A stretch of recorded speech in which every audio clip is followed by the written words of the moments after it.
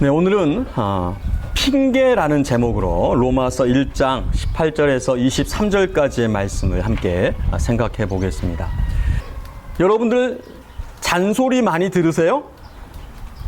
아니면 잔소리 많이 하세요? 저희 집은 목사라서 그런지 제가 잔소리를 많이 합니다.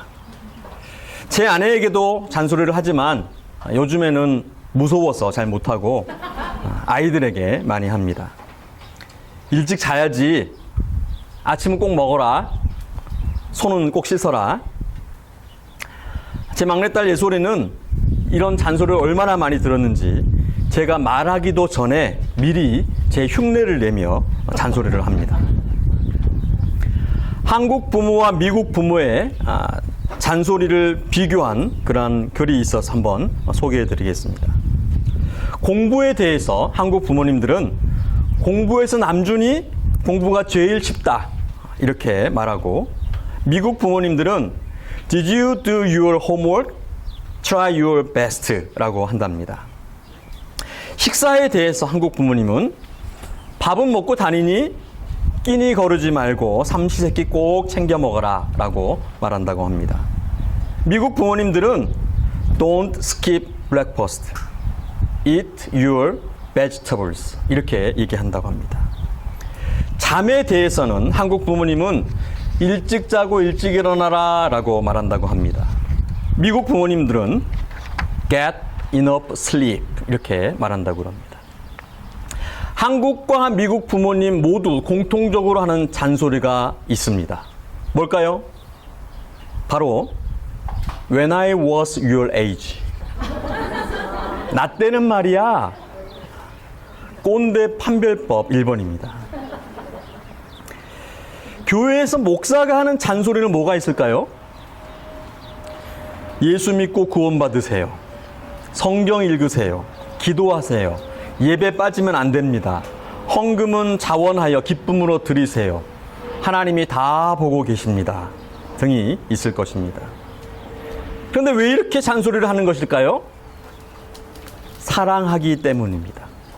부모가 자녀를, 목사가 성도를 사랑하기 때문에.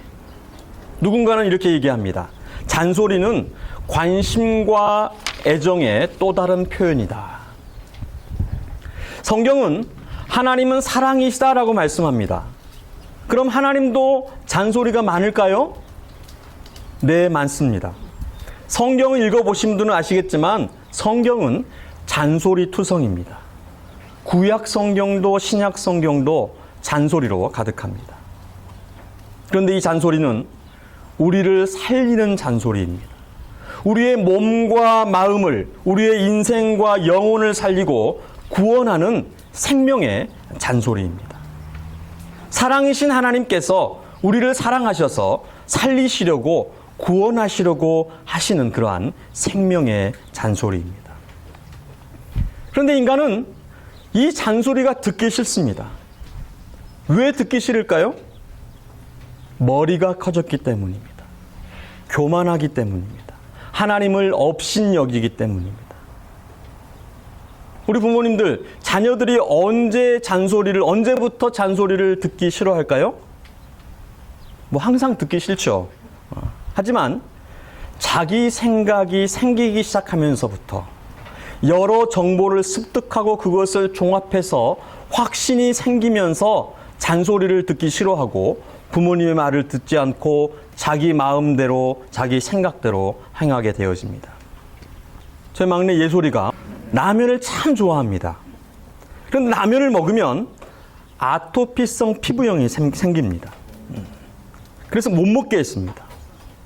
처음에는 말을 잘 듣고 안 먹더니 구글 검색을 하기 시작했습니다.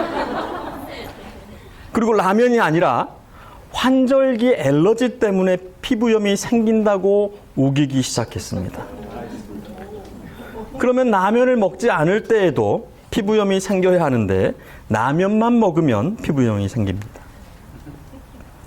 다음 주일부터 살펴볼 창세기에 세상의 시작과 태초의 사람에 대한 이야기가 나오는데 하나님께서 천지를 창조하시고 모든 피조물을 말씀으로 만드셨습니다. 인간을 하나님의 형상을 따라서 지으셨습니다. 그 첫사람 아담과 하와가 불순종하는 일이 창세기 3장에 기록되어 있습니다. 하나님의 잔소리가 싫어서 듣지 않기로 불순종하기로 결심했습니다. 하나님께서 아담과 하와를 창조하시고 여러 잔소리를 하셨습니다. 이것은 무엇이다. 저것은 무엇이다. 이것은 먹고 이것은 먹지 말아라. 이것은 경작하여서 지켜라. 이렇게 많은 잔소리를 했습니다. 그리고 맨 마지막에 에덴 동산 중앙에 선악을 알게 하는 나무 열매를 먹지 말라고 하셨습니다. 그런데 하도 잔소리를 많이 하셔서 귀에서 피가 났는지 맨 마지막 그 잔소리를 귓등으로 들었습니다. 이때 뱀, 사탄이 나타나서 꼬셨습니다. 하나님이 먹지 말라고 한 에덴 동산의 그 중앙의 선악과를 먹으면 너희가 하나님과 같이 될 거야. 그동안 몰랐던 새로운 정보가 접수되었습니다. 그리고 더 이상 하나님의 그 잔소리에 귀 기울이지 않고 불순종하기로 작정하고 선악과를 따먹었습니다. 자신도 하나님과 같이 하나님처럼 되고 싶었습니다. 더 이상 하나님을 하나님으로 인정하지 않은 것입니다. 하나님을 경외하지 않았습니다. 그리고 자신을 믿었습니다. 우상 숭배의 시작이 되었던 것입니다. 여러분, 우상 숭배는 하나님이 아닌 우상을 섬기는 것, 하나님이 아닌 자신을 믿는 것입니다. 그래서 인간이 자신을 형상화하여서 신으로 믿고 숭배하는 것. 구약 성경에서 하나님이 가장 많은 잔소리의 내용이 바로 우상 숭배하지 말라는 것입니다. 너는 나 외에 다른 신을 내게 두지 말지니라.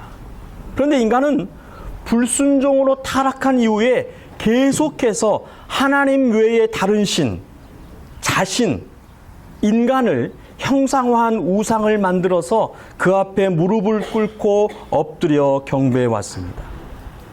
그것은 자신 앞에 세상을 굴복시키고 왕노릇하여서 다스리려고 하는, 또한 하나님을 자신 앞에 무릎 꿇도록 하려는 무서운 자기 우상화 작업이었습니다.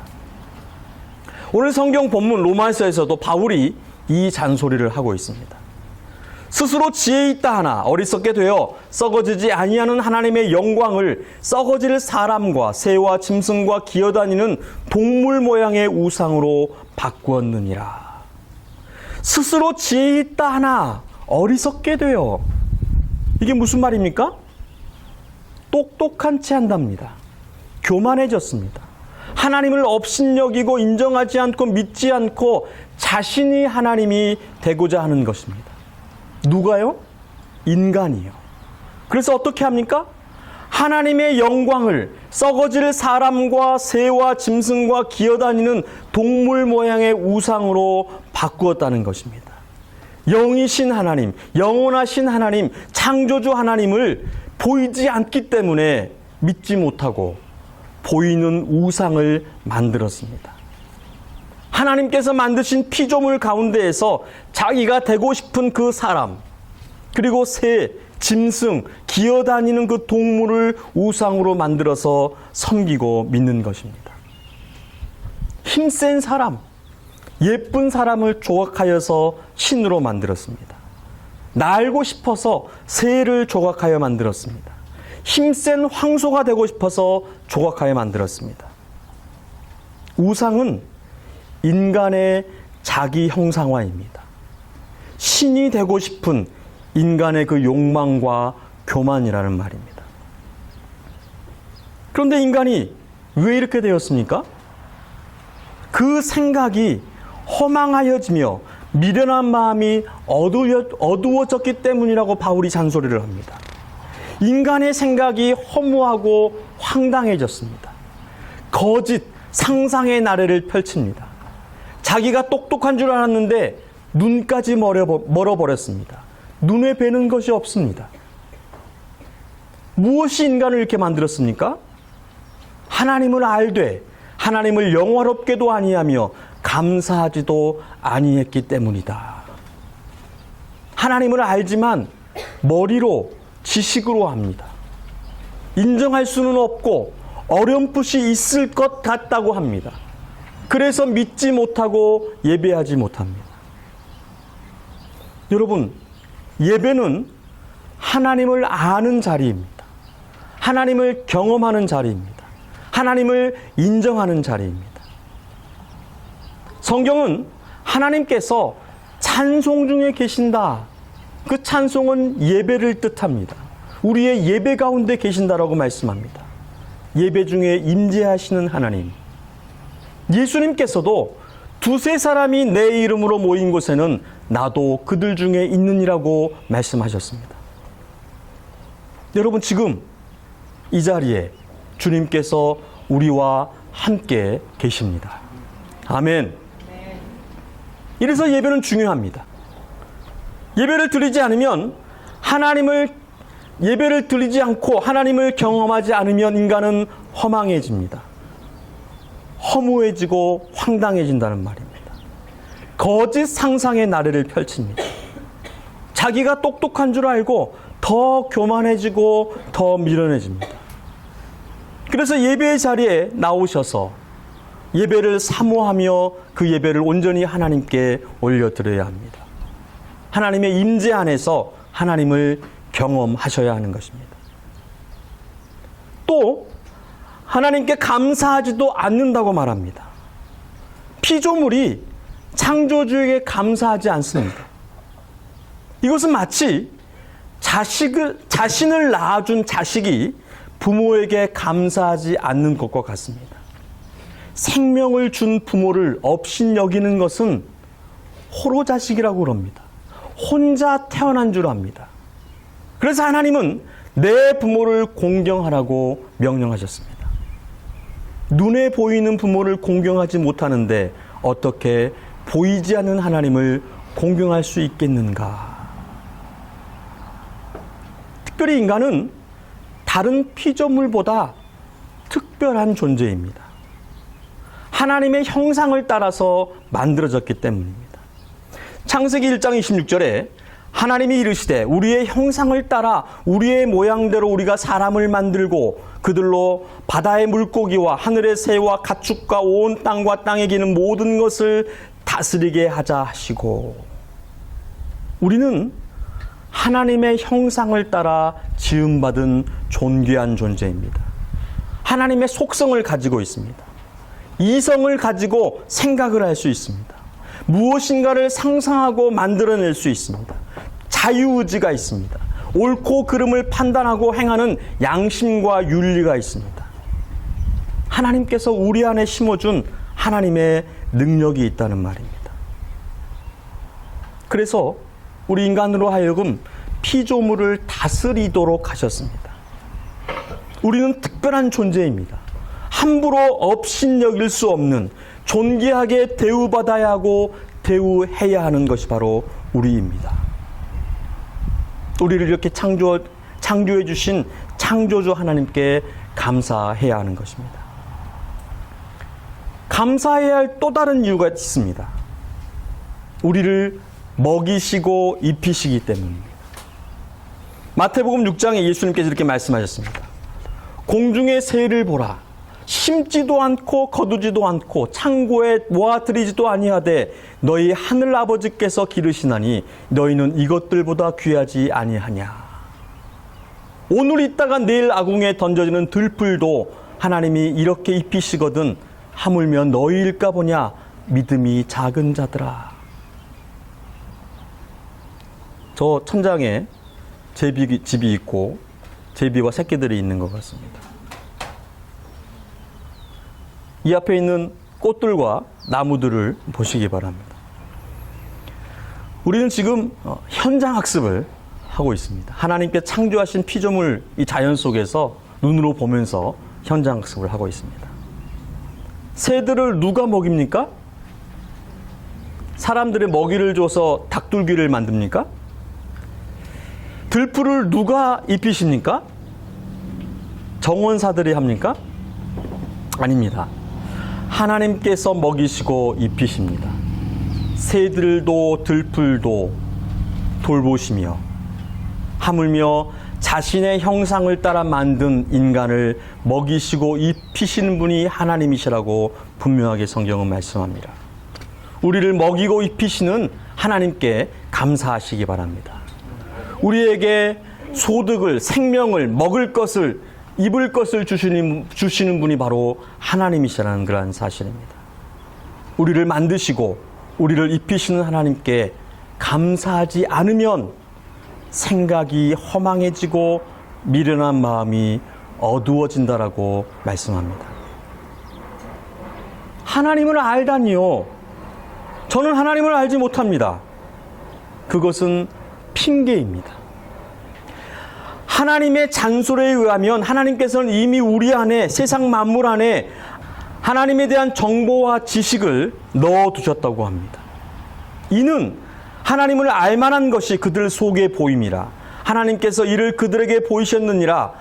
창세로부터 그를 보이지 아니하는 것들, 곧 그의 영원하신 능력과 신성이 그가 만드신 만물에 분명히 보여 알려졌나니 그러므로 그들이 핑계하지 못할지니라. 핑계하지 못할지니라. 우리 안에 하나님을 아는 지식을 넣어두셨습니다.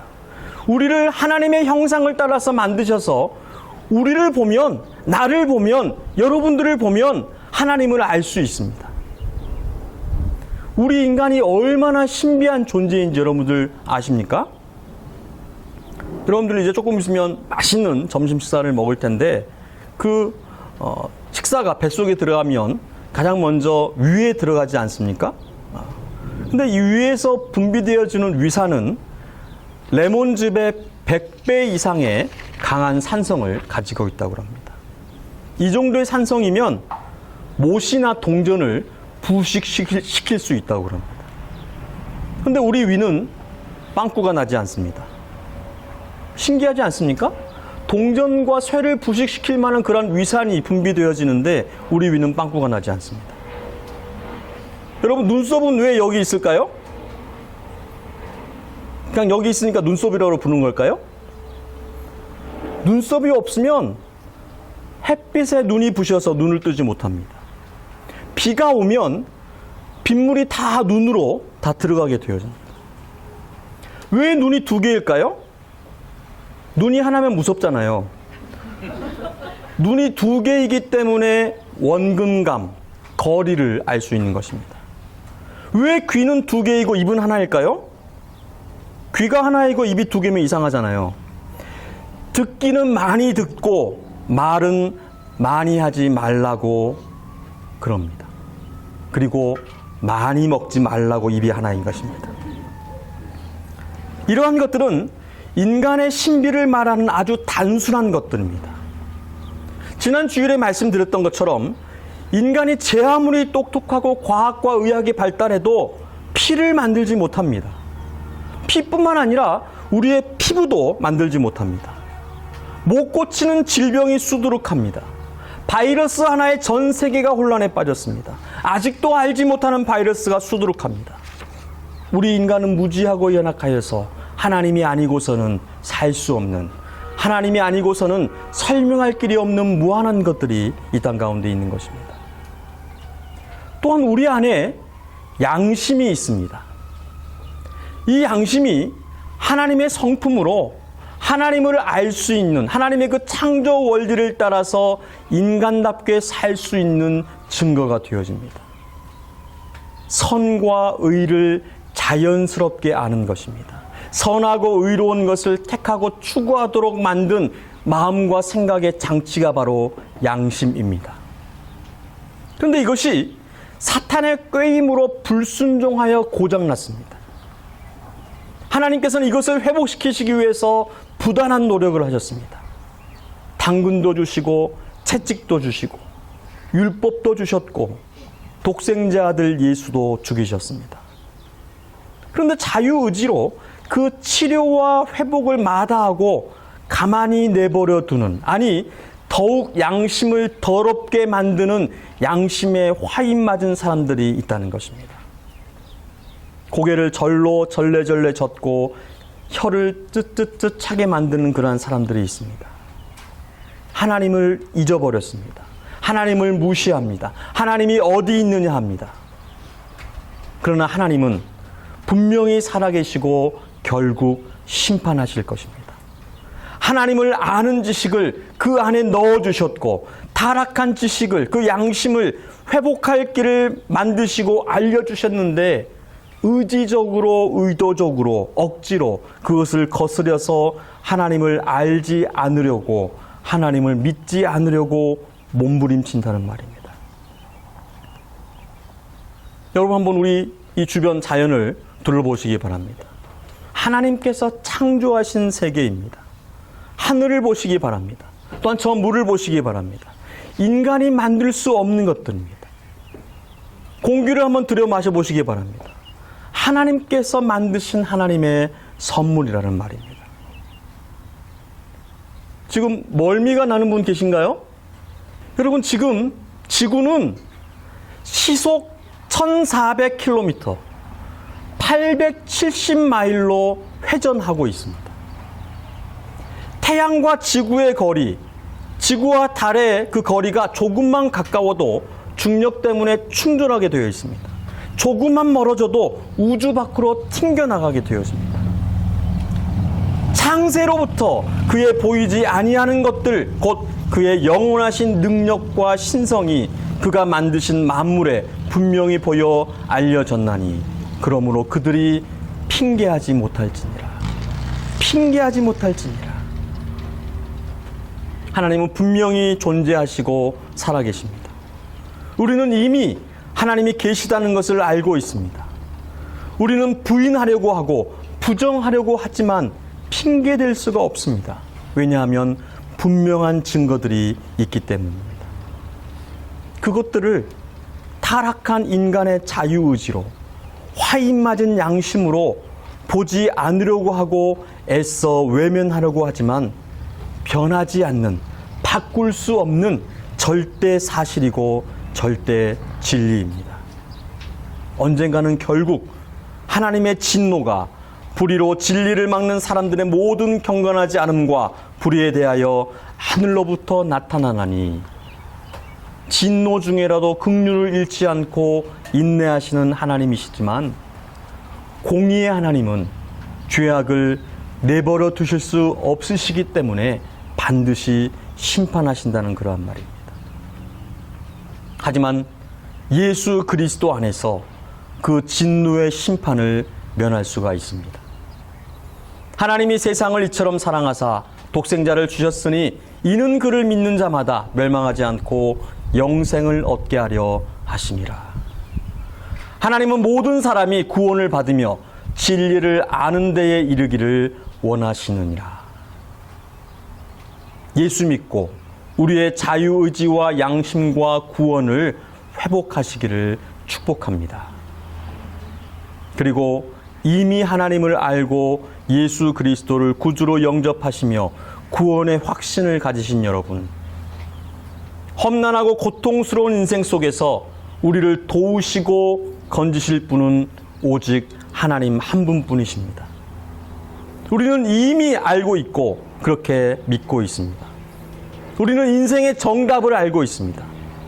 그런데 그렇게 살지 않습니다. 지치고 힘들어도 포기하지 말고 끝까지 인내하시기 바랍니다. 너무 힘들어서 포기하고 싶을 때에 절대 포기하지 않고 끝까지 십자가의 사랑을 이루신 우리 구주 예수님을 바라보시면서 승리하시기를 축복합니다.